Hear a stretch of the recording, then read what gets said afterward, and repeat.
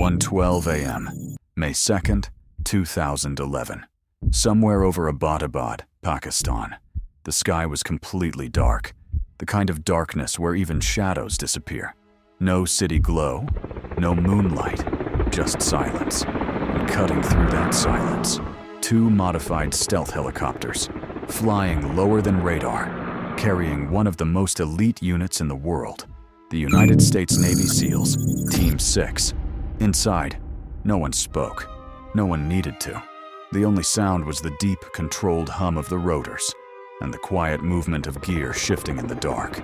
Every man on board already knew this wasn't a routine mission. This wasn't just another operation. This was the mission. The target, Osama bin Laden, the most wanted man on the planet. For nearly a decade, he had remained hidden, untouchable, a ghost in the system. And tonight, that ghost had a location, thousands of miles away.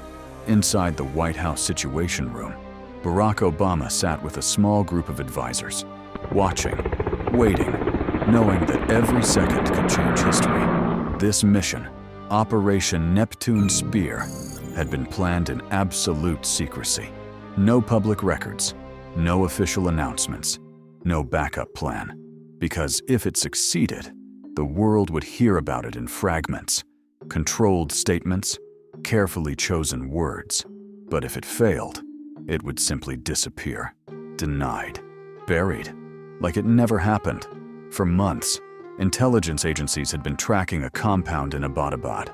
No phone lines, no internet, high walls, barbed wire, and behavior that didn't match anything normal. The CIA had watched it from satellites, from informants, from patterns.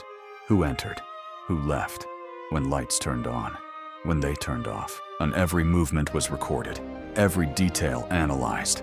The man inside never stepped outside, never showed his face, but everything pointed to one possibility. This could be him. And still, there was doubt. No visual confirmation, no certainty, just probability. And yet, the decision had to be made, because opportunities like this don't wait. Back in the helicopter, the soldiers sat in silence, their faces partially hidden in shadow, eyes focused, breathing steady. One checked his weapon, not out of fear, but out of habit. Another adjusted his gloves, tightening the grip. Discipline, that was the difference. Because in missions like this, skill gets you in, but discipline keeps you alive. As they crossed deeper into Pakistani airspace, the tension shifted. It wasn't something visible, but it was felt. In the air, in the silence, in the way every movement became heavier. The pilots adjusted altitude, flying dangerously low, avoiding radar systems that could detect even the smallest mistake. Every second now carried weight. Every mile forward meant one thing. There was no turning back. This was no longer planning. This was execution. And once it begins, nothing ever goes exactly the way it was designed. Back in the helicopter, the only sound was the steady hum of the rotors. Deep, controlled, almost hypnotic. Inside, the United States Navy SEALs moved with quiet precision. No wasted motion, no unnecessary words. One operator checked his weapon. Another secured his night vision.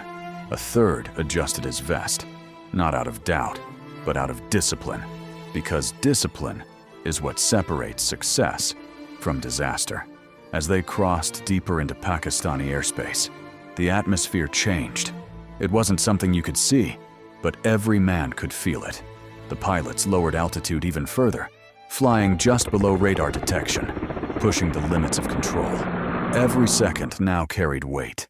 Every mile forward meant there was no turning back. And then, just as everything seemed perfectly aligned, something shifted. The air became unstable.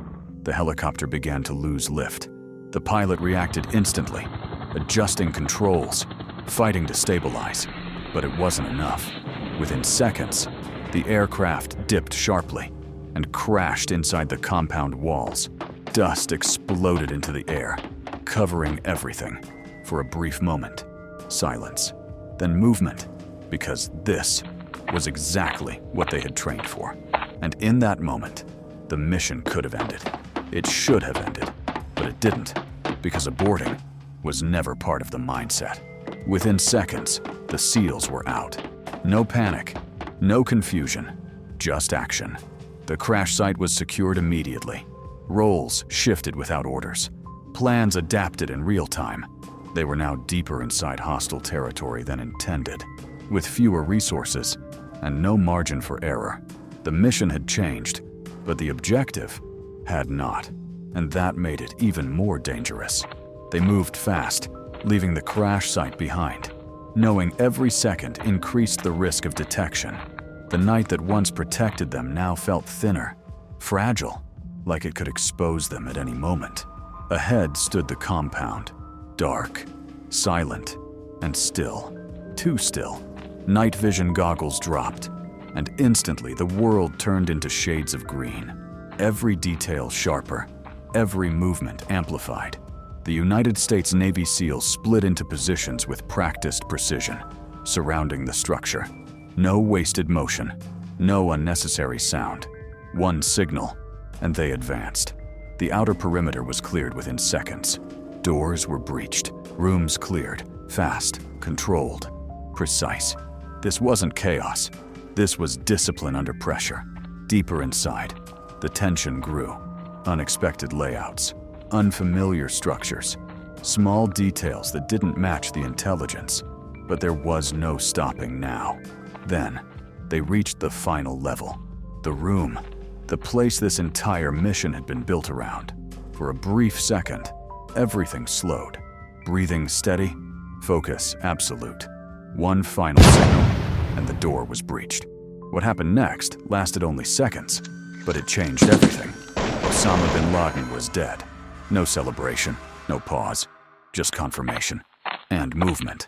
Because outside, time was already running out. The crashed helicopter had to be destroyed. Explosives were placed with precision, and moments later, the night lit up. A controlled blast, fire, debris, and then silence again. Now, extraction. The team regrouped quickly, moving toward the remaining helicopter, because by now, attention was coming. The kind of attention you cannot outrun, only outpace. The helicopter lifted off, disappearing back into the darkness. Below, the compound stood silent, holding answers the world would never fully understand. By morning, tonight, the news would break. I can report to the American people and to the world that the United States has conducted an operation that killed Osama bin Laden. But the full story, the real story, would remain incomplete, because missions like this are never fully revealed.